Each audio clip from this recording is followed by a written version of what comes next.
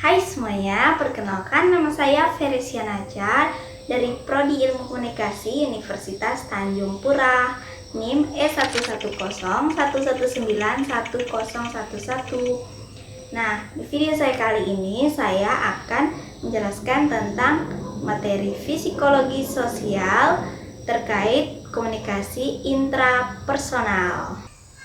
Komunikasi intrapersonal yaitu menguraikan bagaimana seseorang individu menerima informasi, kemudian mengolahnya, kemudian menyimpannya, kemudian menghasilkannya kembali. Nah, dari semua itu melalui beberapa proses. Prosesnya memiliki 5 tahapan. Yang pertama sensasi, kemudian asosiasi, yang ketiga persepsi, yang keempat memori, yang kelima berpikir. Dari semua itu kita kaitkan dengan fenomena sosial yang ada di sekitar kita, yaitu wabah virus corona. Nah, wabah virus corona ini sangat berpengaruh pada kehidupan manusia dari segi dalam bidang pendidikan, ekonomi, sosial, dan budaya. Nah, sebelum mempengaruhi itu semua, tapi berpengaruh dulu pada kepribadian seseorang. Nah, maka dari itu saya akan membahas bagaimana wabah virus corona mempengaruhi diri seseorang, yaitu dengan komunikasi intrapersonal yang nantinya akan saya jelaskan dengan 5 tahapan tersebut. Komunikasi intrapersonal yaitu memiliki 5 tahap. Yang pertama yaitu sensasi. Nah, sensasi ini tahap awal untuk mendapatkan informasi. Nah, informasi ini bisa didapat dari televisi, dari radio, dari media sosial yang ditangkap oleh panca indera kita. Entah dari melihat, mendengar. Nah, kemudian yang kedua yaitu asosiasi. Itu adalah respon balik dari informasi yang kita dapat, yang ditangkap oleh panca indera. Nah, asosiasi ini yaitu respon balik. Nah, kemudian respon balik kita mendapatkan informasi ini mungkin kita berperasaan panik, was-was. Misalnya nih, kita mendapatkan informasi sensasi wabah virus corona yang kita tangkap dari televisi, media sosial, dan lainnya itu tentang wabah virus corona, penyebaran wabah virus corona dan bahayanya. Kemudian respon balik kita, asosiasi kita terhadap virus itu membuat kita panik, was-was, dan enggan keluar rumah, social distancing, dan semacamnya. Kemudian hingga pada new normal kita tetap menggunakan masker. Setelah asosiasi atau respon balik dari informasi tentang COVID, nah, kemudian timbullah persepsi. Persepsi ini adalah pandangan setiap individu terhadap COVID-19 ini. Nah, misalnya pandangan kita berbahayanya atau tidak tentang COVID-19 itu menyerang siapa saja, menyebabkan fenomena apa, terus menyebab berbahaya atau mematikan, seperti itu. Kemudian dari tanggapan kita mengenai COVID-19 ini, persepsi kita mengenai COVID-19 ini berbahayanya, menyebabkan apa, terus menyebarnya melalui apa. Nah, ini timbullah disonansi kognitif terhadap individu, terhadap diri kita sendiri. Ada dua kepercayaan yang belum kita ketahui kebenarannya, kita masih bingung antara percaya atau tidak. Kemudian disonansi kognitif ini memiliki dua keraguan, atau bisa dibilang kita tuh masih ragu-ragu antara percaya atau tidak mengenai bahayanya virus corona ini terus menyerangnya, misalnya melalui apa gitu. Jadi mulailah orang mencari informasi yang benar melalui beberapa sumber. Nah, untuk mencari fakta yang membuat dia ini masih resah. Yang keempat yaitu memori.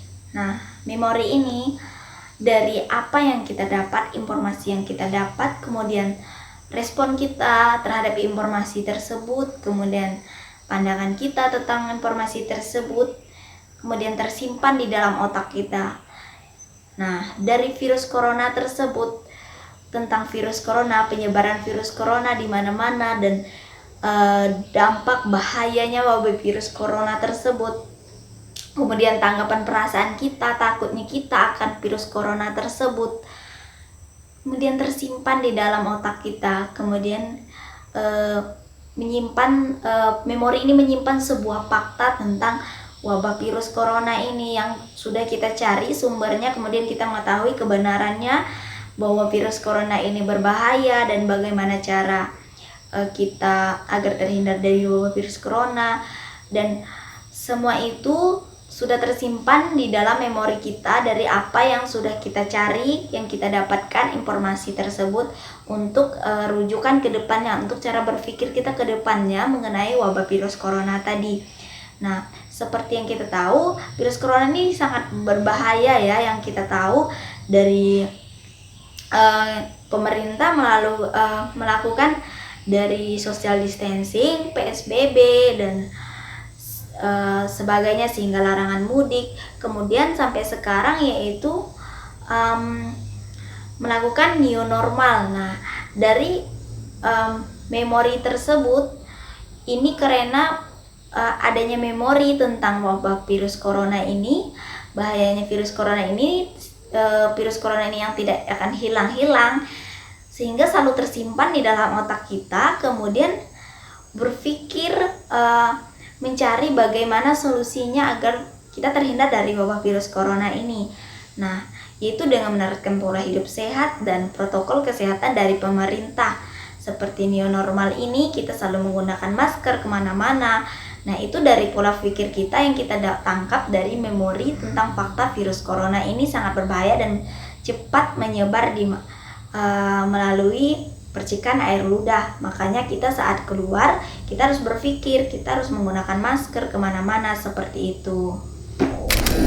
Kesimpulannya dari materi tersebut, dari apa yang saya jelaskan tentang psikologi sosial, komunikasi intrapersonal terkait dengan fenomena sosial seperti wabah virus corona. Nah, kesimpulannya, virus corona ini bukan hanya ditanggapi secara umum, tapi secara kepribadian juga, bukan hanya interpersonal tapi intrapersonal juga, seperti itu.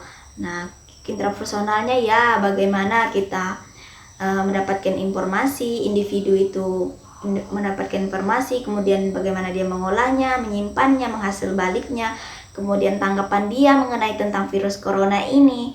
Setiap individu kan tanggapannya berbeda-beda. Kemudian orang pasti akan merasa bingung dengan banyaknya simpang siurnya informasi tentang virus corona ini. Dia sebagai individu pasti dia akan mencari tahu kebenaran suatu fakta tentang virus corona ini. Nah, kemudian setelah dia mendapatkan informasi dari berbagai sumber fakta yang ada, kemudian dia simpan supaya rujukan yang ke depannya. Jadi dia memiliki memori, dia simpan, dia rekam tentang suatu fakta tentang virus corona yang dia cari-cari, kemudian dia akan berpikir mengenai tentang virus corona, bahayanya seperti ini dan bagaimana cara mengendalikannya. Misalnya kayak wabah virus corona ini cepat penyebarannya dan kita harus selalu menjaga kebersihan. Nah, dia berpikir dengan menjaga kebersihan, mungkin dia saat keluar harus menggunakan masker dan selalu cuci tangan dan sebagainya. Seperti itu dari saya. Kesimpulan dari saya hanya itu tentang komunikasi intrapersonal terkait dengan fenomena sosial seperti penyebaran wabah virus corona.